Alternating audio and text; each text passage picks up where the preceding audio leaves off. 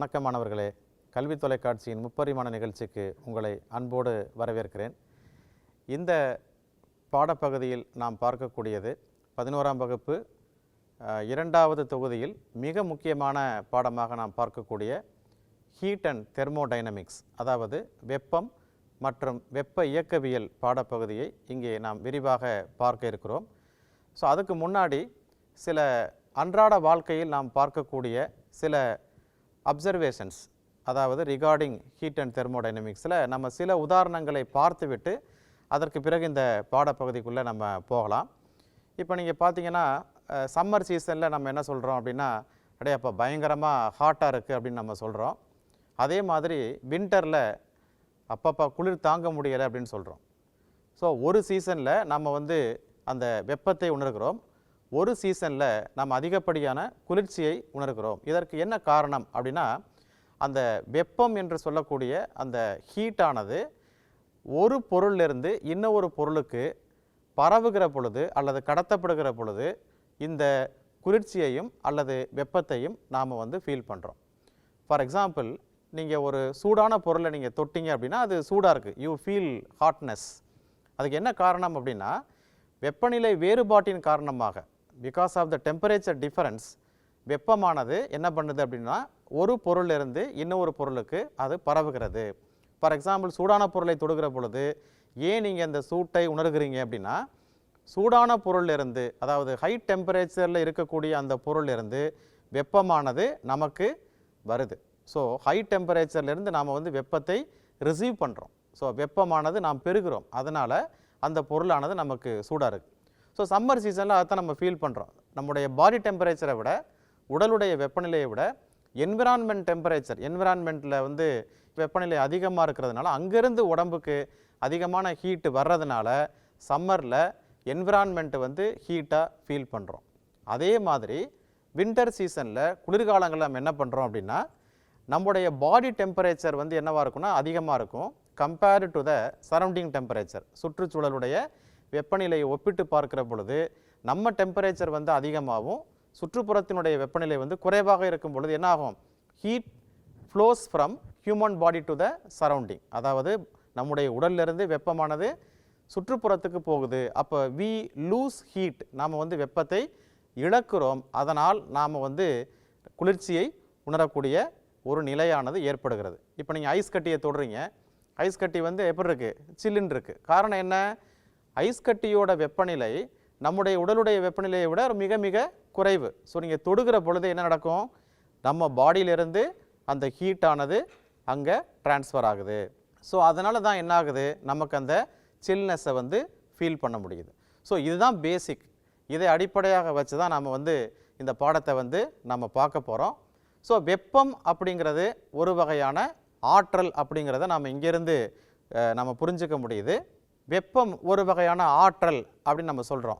எப்படி சார் அப்படின்னா, வேலை செய்யப்படுகிற பொழுது அங்கே வெப்பம் உருவாகிறது. நீங்கள் பார்த்தீங்கன்னா கிராமத்தில் பசங்களாம் நீங்கள் விளையாண்டுருப்பீங்க, இந்த சூடு கொட்டை அப்படின்னு சொல்லுவாங்க. ஸோ ஒரு விதை மாதிரி இருக்கும், அதை என்ன பண்ணுவாங்கன்னா தரையில் வேகமாக தேய்ச்சிட்டு பக்கத்தில் உள்ள பசங்க அந்த கையிலையோ கால்லையோ வைக்கிறப்ப என்ன ஆகும் அப்படின்னா, அப்போ ஆண் கத்துவோம். அப்போ என்ன ஆகும், சூடு. அந்த சூடு எப்படி கிடச்சிதுங்க, உராய்வின் காரணமாக.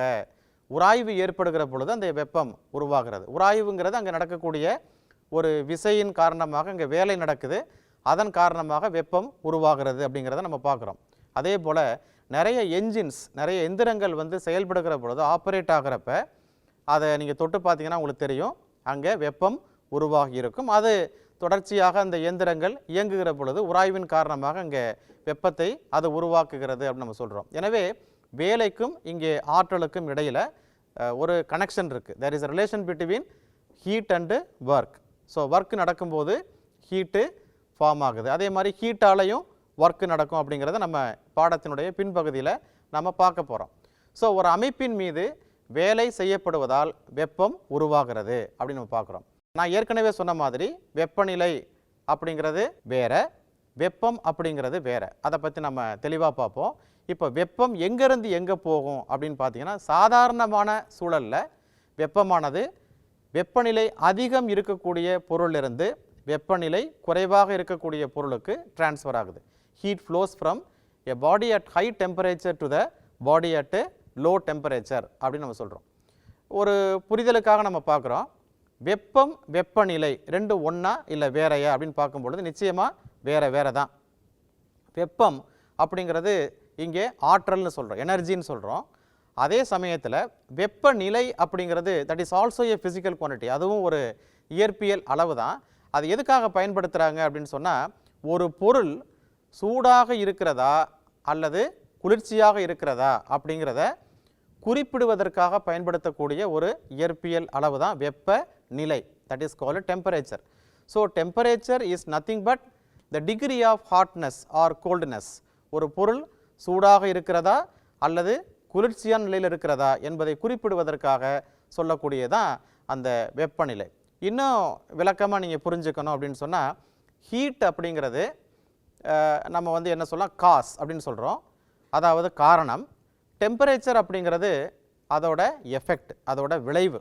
அதாவது இப்போ நீங்கள் ஹீட் ரைஸ் ஆகிறப்ப நீங்கள் ஒரு பொருளை வெப்பப்படுத்திக்கிட்டே போகிறீங்க அப்படின்னா, ஒரு வெப்பநிலைமானியை வச்சு செக் பண்ணுறீங்க அப்படின்னா அதனுடைய வெப்பநிலை என்ன ஆகும், உயர்ந்து கொண்டே செல்லும். சாதாரணமாக நம்ம வீட்டில் வந்து கிச்சனில் ஒரு பாத்திரத்தில் வாட்டர் எடுத்துக்கிட்டு அதை நம்ம ஹீட் பண்ணுறப்ப ஹீட் பண்ண என்னாகும், டெம்பரேச்சர் வந்து ரைஸ் ஆகும். அப்போ அந்த நிலையை குறிப்பிடுவதற்காக பயன்படுத்தக்கூடியதான் வெப்பநிலை. வேறஸ் நம்ம கொடுக்கக்கூடிய ஹீட் அப்படிங்கிறது காஸ், அது வந்து ஆற்றல். அதன் காரணமாக அந்த பொருள் என்ன ஆகுது, சூடாகுது. அப்போ வெப்பநிலை உயர்கிறது. There is a direct proportion அப்படிங்கிற மாதிரி நம்ம இங்கே எடுத்துக்கலாம். ஸோ ரெண்டையும் வந்து அளவிடுவதுங்கிறது there are two different techniques. அதுக்காக நம்ம பயன்படுத்தக்கூடிய நுட்பமே வேறு. இதை வந்து நம்ம என்ன சொல்கிறோம், வெப்பத்தை அளக்கக்கூடிய அந்த பிரிவை வந்து we call it as calorimetry. ஏன்னா வெப்பத்தை வந்து கலோரியிலையோ அல்லது ஜூல்லையோ நம்ம என்ன பண்ணுறோம், அளக்குறோம். வேறஸ் டெம்பரேச்சரை நீங்கள் அளக்கணும் அப்படின்னா அது வந்து we have different unit systems, we have different units, பல்வேறு அலகுகளை பயன்படுத்துகிறோம். உதாரணமாக செல்சியஸில் நீங்கள் வெப்பநிலையை வந்து எக்ஸ்பிரஸ் பண்ணலாம், ஃபாரன்ஹீட்டில் வந்து நீங்கள் எக்ஸ்பிரஸ் பண்ண முடியும். அதே மாதிரி கெல்வினில், இப்போ எஸ்ஐ யூனிட் சிஸ்டத்தில் வந்து நீங்கள் வெப்பநிலையை வந்து கெல்வினில் தான் நீங்கள் வந்து எக்ஸ்பிரஸ் பண்ணுறீங்க. So there are 3 ways to represent your temperature. வெப்பநிலையை குறிப்பிடுவதற்கு 3 அலகு முறைகளை சாதாரணமாக நம்ம கேள்விப்பட்டிருக்கோம், நம்ம அன்றாட வாழ்க்கையில் பயன்படுத்துகிறோம்.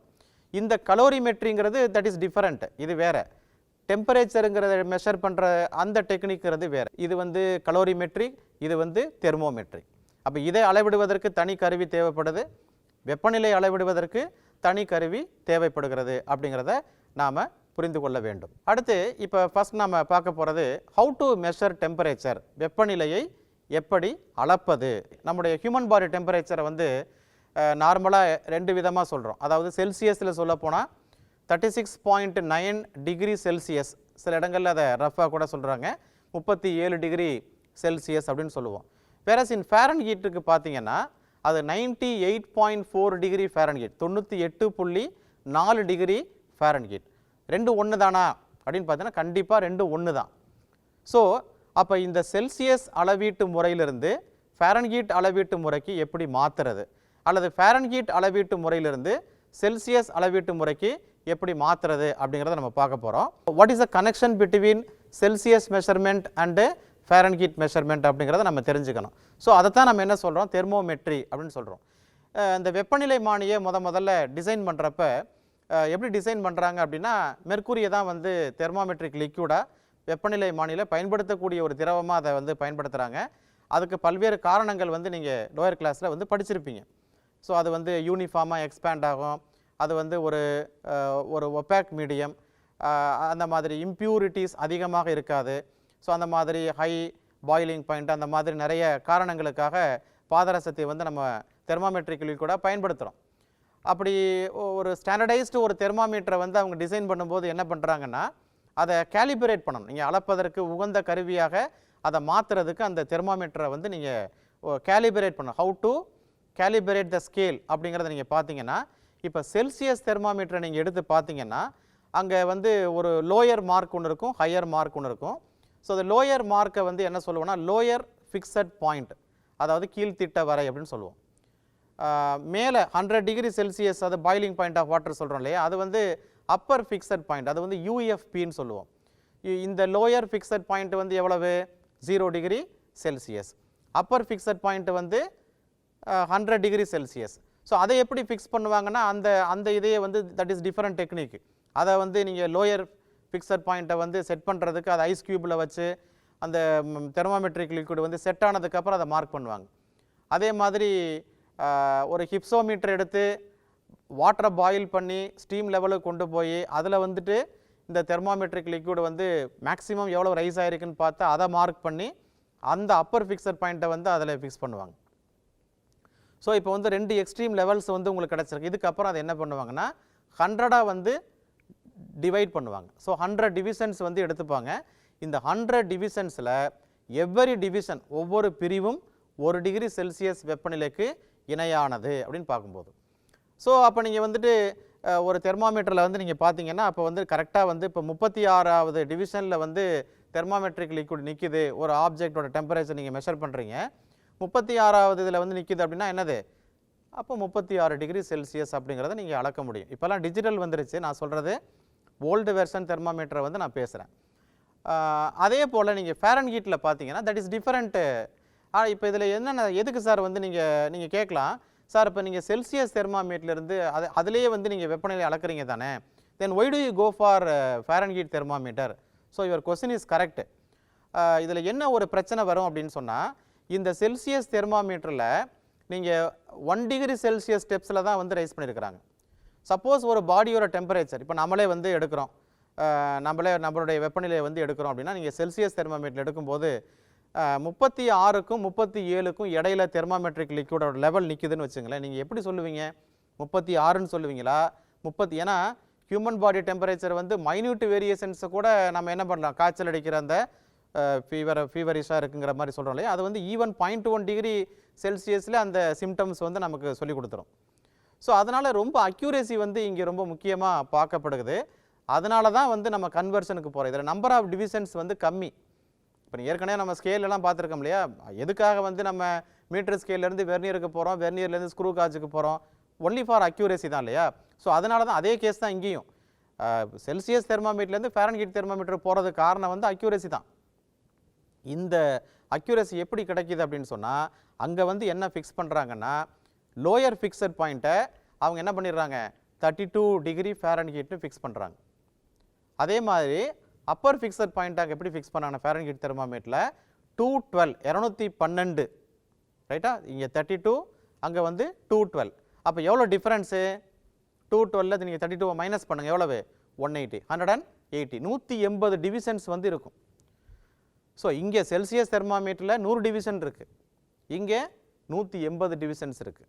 அப்போ which will be more accurate, number of divisions எங்கே அதிகமாக இருக்கோ அங்கே வந்து நமக்கு அக்யூரசி ஜாஸ்தி கிடைக்கும். ஏன்னு கேட்டிங்கன்னா இங்கே 1 டிகிரி செல்சியஸ் அப்படிங்கிறது இங்கே 1 டிகிரி ஃபாரன்ஹீட்டாக இருக்குமானா நிச்சயமாக இருக்காது. நம்ம அதை பற்றி தான் நம்ம பார்க்க போகிறோம். ஜென்ரலாக கெல்வின்லையும் அதே மாதிரி தான். இப்போ நீங்கள் ஜென்ரலாக நீங்கள் பார்த்தீங்கன்னா எந்த தெர்மாமீட்டராக இருந்தாலும் இப்போ நான் சொல்ல போகிற அந்த ரேஷியோ வந்து கான்ஸ்டன்ட் அப்படின்னு வந்து நம்ம கண்டுபிடிச்சிருக்கிறோம்.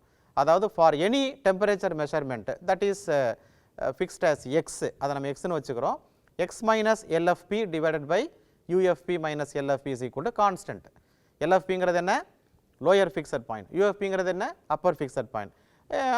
For example we can take the Celsius thermometer. நீங்கள் பார்த்தீங்கன்னா எக்ஸுக்கு பதிலாக நீங்கள் சின்னு போட்டுருங்க. ஸோ சி அப்படிங்கிறது இட் ரெப்ரசன்ட்ஸ் செல்சியஸ், ஓகேவா. Lower fixed point for Celsius thermometer என்ன, 0 degree Celsius. Upper fixed point 100. அப்போ நீங்கள் சப்ஸ்டியூட் பண்ணுங்கள், எக்ஸ் மைனஸ் 0 அப்போ C minus 0 that is C divided by 100 minus 0. So 100 minus 0 எவ்வளவு 100. ஸோ சி பை 100ங்கிறது உங்களுக்கு கிடைக்கக்கூடிய ஒரு குவான்டிட்டி. ஸோ அதே போல் ஃபாரன்ஹீட் தெர்மாமீட்டருக்கு போனீங்கன்னா எக்ஸுக்கு பதிலாக நீங்கள் என்ன பண்ணணும், எஃப்னு எடுத்துக்கணும். எஃப் போட்டுறீங்க. இங்கே லோயர் ஃபிக்ஸட் பாயிண்ட் எவ்வளவு 32, வெரி குட். அப்படியே கீழே வாங்க, அப்பர் ஃபிக்ஸட் பாயிண்ட் எவ்வளவு 212. ஸோ 212 மைனஸ் 32 மைனஸ் பண்ணுங்கள், எவ்வளோ வருது 180. ஸோ இந்த எஃப் மைனஸ் 32 பை 180யும் இப்போ இந்த சி பை 100ம் ஈக்குவல் தான், கான்ஸ்டன்ட் தான். அப்போ C by 100 is equal to what is the value, F minus 32 by 180. Then what is C, சிங்கிறது 100 மேலே எடுத்துகிட்டு போயிருங்க. அப்போ 100 பை 180 இன்ட்டு எஃப் மைனஸ் 32. இப்போ 100 பை 180 20 டேபிள் யூஸ் பண்ணிங்கன்னா 520 சார் 100, 920 சார் 180. அப்போ 5/9 into F minus 32. So for எக்ஸாம்பிளுக்கு சொல்கிறேன், நீங்கள் எஃப்க்கு வந்து 98.4 டிகிரி இப்போ ஹியூமன் பாடி டெம்பரேச்சர் மனித உடலுடைய சாதாரண வெப்பநிலை வந்து 98.4 டிகிரி நாங்கள் போட்டிங்கன்னா you will get definitely 36.9 degree Celsius. Suppose வந்து உங்களுக்கு ஃபாரன்ஹீட் டெம்பரேச்சர் வேணும் செல்சியஸ்லேருந்து அப்படின்னா என்ன வரும், F - 32 ஈக்குவல் டு 9/5C வரும். 9/5 அளவு 1.8. அப்போ F - 32 is equal to 1.8C அப்படின்னு வச்சுக்குவோம். அப்போ F is equal to 32 plus 1.8C. இப்போ பாருங்கள், இங்கே Cக்கு நீங்கள் 0 போட்டிங்கன்னா 1.8 into 0 எவ்வளவு 0. Fோட வேல்யூ 32. ஸோ 32ல ஸ்டார்ட் பண்ணுது. If you substitute C equal to 1 degree செல்சியஸுக்கு இணையான ஃபாரன்ஹீட் வேல்யூ உங்களுக்கு தெரியணும் அப்படின்னா F is equal to 1.8Cயில் Cக்கு பதிலாக 1 போடுங்க, 1.8 ப்ளஸ் 32. அப்போ 32லேருந்து எவ்வளோக்கு போகுது, 32 plus 1.8 that is 33.8. What is the difference, 1.8 degree Fahrenheit. So இங்கே 1 டிகிரி செல்சியஸ் ரைஸ் ஆச்சு அப்படின்னா ஃபாரன்ஹீட் தெர்மாமீட்டரில் 1.8 டிகிரி ஃபாரன்ஹீட் வந்து ரைஸ் ஆகும். அப்படிங்கிறது தான் நம்மக்கிட்ட இருக்கக்கூடிய scale. Kelvin temperature is similar to Celsius, அந்த ஸ்கேல் மாதிரியே தான் அதுவும் இருக்கும். ஏன்னா இங்கே K - 273 வந்து நம்ம Cன்னு சொல்கிறோம். இப்போ Kயோட வேல்யூ வந்து C + 273. இப்போ 0 டிகிரி செல்சியஸுக்கு இணையான கெல்வின் வெப்பநிலை என்னன்னு பார்த்தீங்கன்னா ஒன்றும் இல்லை, C + 273ல் Cக்கு பதிலாக 0 போடுங்க, என்ன ஆகும், 0 + 273 273. அப்போ 0 டிகிரி செல்சியஸுக்கு இணையான கெல்வின் வெப்பநிலை 273 273 டிகிரி கெல்வின் கிடையாது, வெறும் கெல்வின் தான். SI நாம்ஸ் உங்களுக்கு தெரியும். இங்கே 1 டிகிரி செல்சியஸ் ரைஸ் ஆகிற மாதிரியே இங்கேயும் 1 கெல்வின் வந்து ரைஸ் ஆகும். ஸோ டெல்டா T இந்த ரொம்ப முக்கியமாக நீங்கள் ப்ராப்ளம்ஸில் வந்து இதை யூஸ் பண்ணணும் நம்ம. ஏன்னா ஷார்ட்கட்டு சேஞ்ச் இன் டெம்பரேச்சர் நீங்கள் கண்டுபிடிச்சிட்டு இருக்க வேண்டியதில்லை. Change in temperature in both cases, அதாவது செல்சியஸ் கேஸ்லையும் கெல்வின் கேஸ்லையும் change in temperature delta T வந்து ஈக்குவலாக தான் இருக்கும். அவங்க கொடுத்துருப்பான். ஃபார் எக்ஸாம்பிள் ப்ராப்ளத்தில் 25 டிகிரி செல்சியஸ்லேருந்து 35 டிகிரி செல்சியஸுக்கு போயிருக்கும்பா. நீங்கள் கன்வெர்ட் பண்ணுறீங்க கெல்வின், இல்லைன்னா ஒவ்வொரு தடவையும் நீங்கள் ஃபார்முலா போட்டு கன்வெர்ட் பண்ண வேண்டியதில்லை. அங்கே 35 - 25 எவ்வளவு 10 டிகிரி செல்சியஸ், அதே தான் இங்கே சேஞ்சு 10 கெல்வின் அப்படிங்கிறத உங்களுக்கு மைண்டில் இருக்கணும். இப்போ நம்ம அடுத்து பார்க்க போகிறது இந்த வெப்பம் சார்ந்த சில விதிகளை வந்து நம்ம இங்கே பார்க்குறோம். அநேகமாக எனக்கு ஒரு கான்ஃபிடென்ட் இருக்குது, எனக்கு இருக்குது, உங்களுக்கும் கண்டிப்பாக இருக்குன்னு நினைக்கிறேன். இந்த வெப்பநிலையை பொறுத்த வரைக்கும் கிளாரிட்டி உங்களுக்கு இருக்குன்னு நினைக்கிறேன், தெளிவான ஒரு புரிதல் இருக்கும். அதாவது எப்படி வந்து செல்சியஸ்லேருந்து ஃபாரன்ஹீட்டாக மாற்றுறது, ஃபாரன்ஹீட்லேருந்து செல்சியஸாக, ஏன்னா நிறைய பேருக்கு இதில் கன்ஃபியூஷன்ஸ் இருக்கும். ஸோ அதை நீங்கள் தெளிவுபடுத்திக்கணும். ஓகே, இப்போ பொதுவாக ஒரு பொருள் வந்து எடுத்துக்கும் போது அந்த பொருளை வந்து வெப்பநிலை கொடுக்குறப்ப அந்த பொருளில் ஏற்படக்கூடிய அல்லது அது தொடர்பாக இருக்கக்கூடிய இயற்பியல் அளவுகளில் ஏற்படக்கூடிய மாற்றங்கள் என்னென்ன அப்படிங்கிறத நம்ம பார்க்க போகிறோம். ஸோ ஃபஸ்ட்டு வந்து there is a famous law, Boyle விதி என்ன சொல்லுது அப்படின்னு சொன்னால், when temperature is constant, மாறாத வெப்பநிலை இருக்கும் பொழுது வாயு ஒன்றின் அழுத்தம், the pressure of the gas is inversely proportional to volume, அதாவது அதனுடைய பருமனுக்கு எதிர்த்தகவில் இருக்கும் அப்படின்னு சொல்கிறோம். So P is inversely proportional to V. Sir இது எப்படியாவது புரிஞ்சிக்க முடியுமா, எப்படி வந்து சார் சொல்கிறீங்க ப்ரெஷர் வந்து வால்யூமுக்கு இன்வெர்ஸ் ப்ரொப்போர்ஷன் அப்படின்னு நீங்கள் எப்படி சொல்கிறீங்க? அதுக்கு நமக்கு பின்னாடி நிறைய ஃபிசிக்கல் எக்ஸாம்பிள்ஸ் வருது. நான் லைஃப் ஓரியன்டாக இருக்கக்கூடிய ஒரு எக்ஸாம்பிள் சொல்கிறேன் பாருங்களேன். இப்போ நம்ம வந்து இந்த மீன் தொட்டி பார்த்துருப்பீங்க. அந்த மீன் தொட்டியில் அந்த மோட்ரு போட்டிருப்பாங்க. மோட்ரு போட்டிருக்கும்போது அந்த ஏர் பபுள் அதில் வெளியில் வரும். அந்த ஏர் பபுள் கீழே இருக்கும்போது அது எப்படி இருக்கும், கீழே இருக்கும். நீங்கள் நல்லா நுட்பமாக கவனித்து பார்த்தீங்கன்னா கீழே வந்து இருக்கும்போது அதோட சைஸ், அதோட வால்யூம் வந்து பருமன் வந்து கம்மியாக இருக்கும். அது அப்படியே அந்த பபுள் மேலே வரும்போது நீங்கள் பார்த்தீங்கன்னா கொஞ்சம் அப்படியே பெருசாக வரும். இவ்வளோ தான் பாயில்ஸ் லா. வாட்டர் டேங்க்கில் கீழே ப்ரெஷர் அதிகமாக இருக்குது, அழுத்தம் அதிகமாக இருக்குது, அதனால் பருமன் குறைவாக இருக்கிறது. அந்த பபுள் மேலே வர்றப்ப அழுத்தம் குறைவாக இருக்கிறது, பருமன் அதிகமாக இருக்கிறது. So PV is equal to a constant அப்படின்னு பார்க்கக்கூடியதான் இந்த பாயில்ஸ் லா. ஸோ அடுத்தது வந்து பார்த்தீங்கன்னா வெரி இம்பார்ட்டன்ட் லா, இதுவும் related to the volume and temperature, பருமனையும் வெப்பநிலையையும் தொடர்புபடுத்தக்கூடிய மற்றொரு விதின்னு நம்ம பார்க்குறோம், சார்லஸ் விதி. இதில் வந்து ப்ரெஷரை கான்ஸ்டன்ட் நீங்கள் வச்சுக்கணும். அழுத்தம் மாறாமல் இருக்கும் பொழுது ஒரு வாயுவினுடைய பருமன் வால்யூம் அதனுடைய கெல்வின் வெப்பநிலை வந்து இங்கே கெல்வினில் தான் நீங்கள் சொல்லணும், அதுக்கு நேர்த்தகவல் இருக்கும். So V proportional to capital T. So எதுக்காக சார் இந்த ரெண்டு விதியும் படிக்கிறோம் அப்படின்னா, இந்த ரெண்டையும் நம்ம எடுத்துக்கிட்டு தான் we are going to frame the equation for ideal gas. So PV equal to constant போடணும் இல்லையா, PV is equal to constant into T, Cங்கிறது இங்கே constant. ஸோ இந்த கான்ஸ்டன்ட் வந்து ரொம்ப ஒரு இன்ட்ரெஸ்டிங்கான ஒரு குவான்டிட்டி. எப்படி நான் சொல்கிறேன் அப்படின்னு பாருங்களேன். நார்மலாக நம்ம கான்ஸ்டன்ட்டுக்கு வந்து யூனிட்லாம் நம்ம சொல்ல மாட்டோம், நியூமெரிக்கல் கான்ஸ்டண்ட்டாக சொல்லுவோம். பட் இந்த கான்ஸ்டன்ட் வந்து பார்த்தீங்கன்னா கொஞ்சம் டிஃப்ரெண்ட்டாக இருக்குது. ஸோ சி வந்து பார்த்தீங்கன்னா எப்படி கிடைக்குது, PV டிவைடட் பை டீன்னு கிடைக்குது. ஸோ PVங்கிறது ஒர்க்கு, ஓகே. ஸோ டெம்பரேச்சர் அதை கெல்வினில் மெஷர் பண்ணுவீங்க. ஸோ இதுக்கு யூனிட் கிடைக்குது. So joule kelvin power -1. So then இதுக்கு என்ன ஒரு ரிலேட்டடான குவான்டிட்டி சொல்கிறாங்க அப்படின்னா, இந்த சி ஆனது அந்த வாயுவில் இருக்கக்கூடிய துகள்களுடைய எண்ணிக்கையை சார்ந்திருக்கு அப்படிங்கிறத ப்ரூவ் பண்ணுறதுக்காக we are having two systems. ஒரு cubical பாக்ஸில் ஒரு particular pressure, particular volume, particular temperature and particular number of atoms. ஒரு அமைப்பில் ஒரு குறிப்பிட்ட அழுத்தம் இருக்குது, குறிப்பிட்ட பருமன் இருக்குது, குறிப்பிட்ட வெப்பநிலை இருக்குது, குறிப்பிட்ட எண்ணிக்கை உள்ள வாயுவில் இருக்கக்கூடிய அணுக்கள் இருக்குது. அதே மாதிரி ஐடென்டிக்கலாக இருக்கக்கூடிய இன்னொரு கியூபிக்கல் சிஸ்டம். இது ரெண்டையும் நான் வந்து என்ன பண்ணுறேன், இப்போ இணைக்கிறேன். எனக்கு இணைக்கும் போது என்ன ஆகும்னா, ஐ மெயின்டைன் கான்ஸ்டன்ட் ப்ரெஷர் கான்ஸ்டண்ட்டாக இருக்குது. ஆனால் வால்யூம் ரெண்டு வால்யூம் சேருது, அப்போ வால்யூம் ப்ளஸ் வால்யூம் என்னாகும் 2Vmr. And also I maintain constant temperature, வெப்பநிலையும் நான் என்ன பண்ணுறேன், அதையும் நான் ஃபிக்ஸ் பண்ணிடுறேன், அதுவும் கான்ஸ்டண்ட்டாக இருக்குது. பட் இங்கே வந்து ஒரு 100 அணுக்கள் இருக்குது, 100 ஆட்டம்ஸ் இருக்குன்னா இங்கேயும் என்ன இருக்குது, 100 அணுக்கள் இருக்குது. ஸோ 100 + 100 வந்து 200. ஸோ 2n மாறுது. இப்போ நீங்கள் சொல்லுங்கள், இப்போ PV equal to constant in டெம்பரேச்சர்னு சொல்லும்போது இங்கே ப்ரெஷர் அதாவது நம்பர் ஆஃப் ஆட்டம்ஸ் வந்து மாறுகிற பொழுது, வால்யூம் மாறுகிற பொழுது நம்பர் ஆஃப் ஆட்டம்ஸும் மாறுது. ஸோ PV பை Tயில் P constant, T constant, volume மட்டும் மாறுது. அப்போ வால்யூம் மாறும்போது ஆட்டோமேட்டிக்காக என்ன ஆகும், கான்ஸ்டன்ட்டும் மாறும்.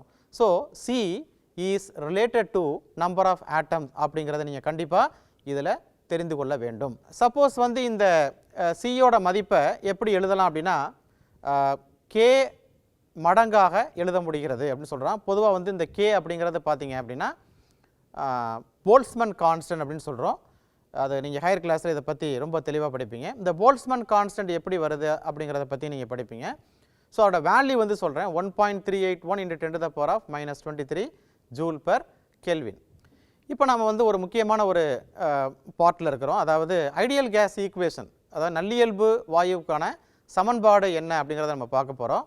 ஸோ பாயில்ஸ் லாவையும் சார்லஸ் லாவையும் எடுத்து அங்கே P inversely proportional to V, இங்கே V inversely directly proportional to T, ரெண்டையும் கம்பைன் பண்ணிட்டீங்கன்னா உங்களுக்கு PV is equal to CTன்னு வருது இல்லையா. இந்த சியை வந்து எப்படி சொல்லலாம், NK ஆக சொல்ல முடியும்னு சொல்லியிருக்கிறோம். அதாவது C ஆனது அங்கே இருக்கக்கூடிய துகள்களுடைய எண்ணிக்கை என்ன, போல்ட்ஸ்மேன் கான்ஸ்டன்ட் போல்ட்ஸ்மேன் மாறிலியால் பெருக்குனீங்கன்னா அது வந்து சிக்கு ஈக்குவல்னு சொல்கிறோம்.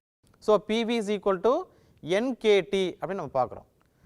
இப்போ இந்த எண்ணை எப்படி சொல்கிறோம், எண்ணுங்கிறது அங்கே என்ன, துகள்களுடைய எண்ணிக்கை.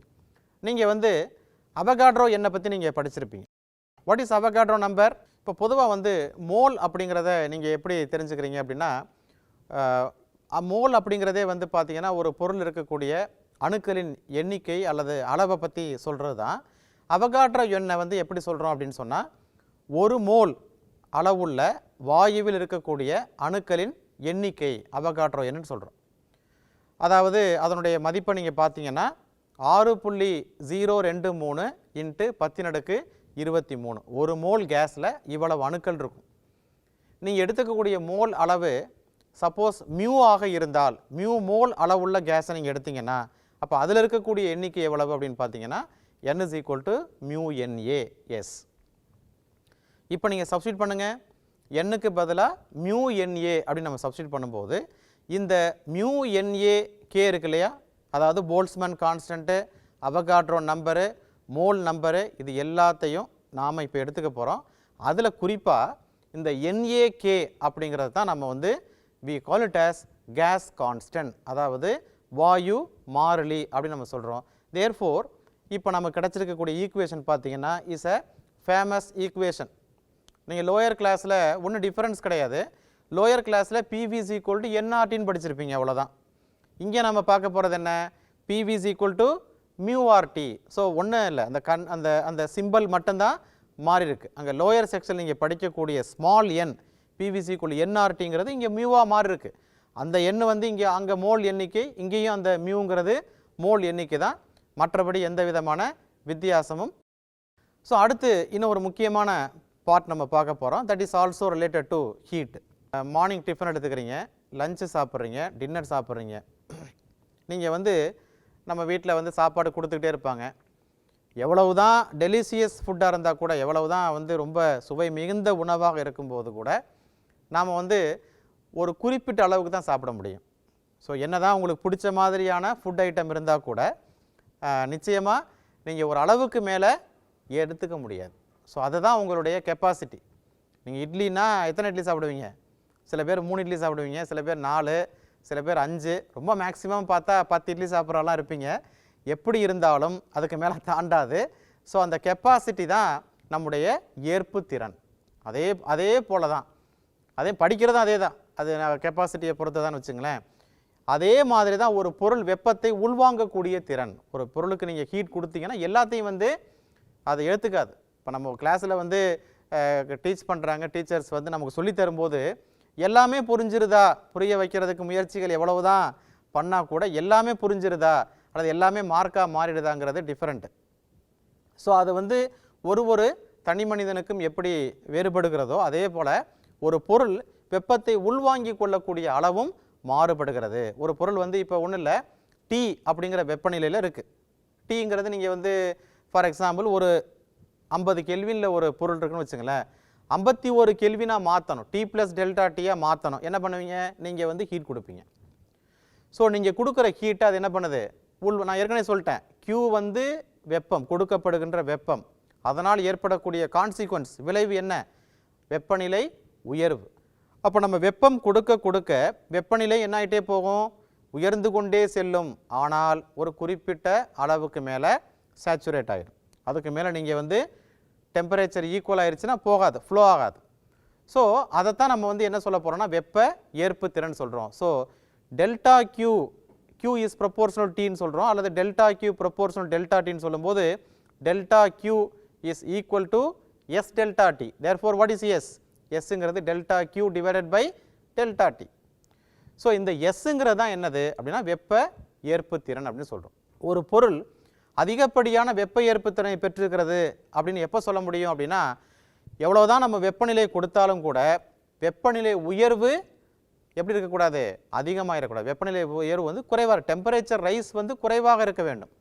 எஸ் அதிகமாக இருக்கணும்னா டெம்பரேச்சர் டிஃபரன்ஸ் வந்து குறைவாக இருக்க வேண்டும். அதே போல் தன்வெப்ப ஏற்பு திறனை நீங்கள் என்ன பண்ணலாம், டிஃபைன் பண்ணலாம். அந்த நிறையை 1 கிலோகிராம் அப்படிங்கிறத நீங்கள் மென்ஷன் பண்ணிட்டீங்க அப்படின்னா இந்த வெப்ப ஏற்பு திறன் வந்து தன்வெப்ப ஏற்பு திறனாக மாறிவிடும். ஸோ அதில் வந்து எஸ் வந்து 1/m into the same thing delta Q by delta T அப்படின்னு சொல்கிறோம். ஸோ இந்த பாடப்பகுதியில் நாம் சில விஷயங்களை ரொம்ப தெளிவாகவே பார்த்துருக்கோம் அப்படின்னு நான் நம்புகிறேன். உதாரணமாக வெப்பத்தில் தொடங்கி வெப்பநிலையில் ஆரம்பித்து எப்படி வெப்பத்திற்கும் வெப்பநிலைக்கும் எப்படி தொடர்பு இருக்கிறது, அதே போல் நீங்கள் டெம்பரேச்சரை எப்படி அளக்க போகிறீங்க, அதுக்கான என்னென்ன கருவிகள் வந்து நீங்கள் பயன்படுத்த போகிறீங்க, ஒரு அழகு முறையிலேருந்து இன்னொரு அழகு முறைக்கு எப்படி நீங்கள் மாற்ற போகிறீங்க, அதுக்கு பிறகு வந்து பார்த்திங்கன்னா அதுக்கு பல உதாரணங்கள் சொல்லியிருக்கிறேன். அதே போல் இந்த வெப்ப ஏற்பு திறன் என்றால் என்ன, தன்வெப்ப ஏற்பு திறன் என்றால் என்ன, இது போன்ற விஷயங்கள் எல்லாம் இந்த பாடப்பகுதியில் பார்த்துருக்குறோம்.